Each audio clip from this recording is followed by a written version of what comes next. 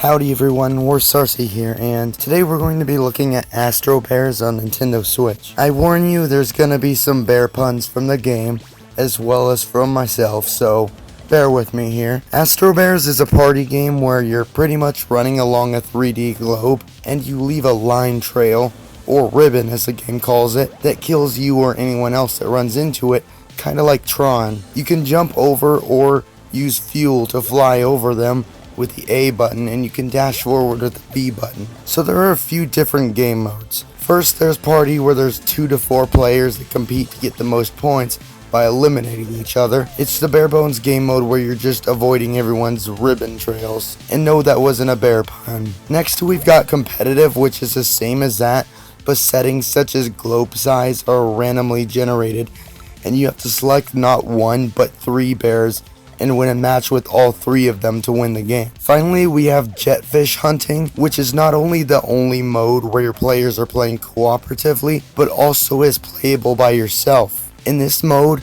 you have to collect as many jetfish as you can while still avoiding each other's trails. Gold jetfish give double points, and your ribbon gets longer with every jetfish collected, making it tougher. If one player dies, the game is over. As you collect a certain amount, the stage will progress to the next level, meaning things will get faster paced. So now that we've covered game modes, let's talk about characters. There are 7 bears with different stats, one named Psy Bear that even gives you an extra life so you don't die the first time you hit into a trail. His low stats balance out that advantage, however. About the only thing I haven't mentioned is the leaderboards. There's online and local leaderboards for your score. So let's talk about my overall thoughts on this game. This is an interesting concept. I like how it's like a variation of Tron, where everyone has trails that are fatal to hit into. Unfortunately, no matter what mode you're playing, in the end it comes down to the same thing: running on a globe and avoiding everyone's trail. It gets old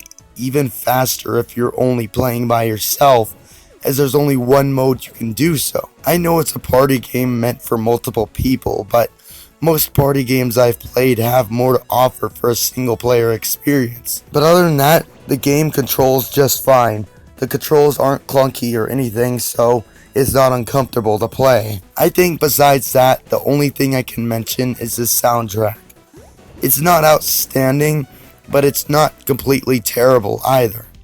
It definitely fits the gameplay and mixes in well with it, but again, we come back to the repetitiveness, as it's more of the same thing with the same repetitive beat throughout both the menu and the gameplay.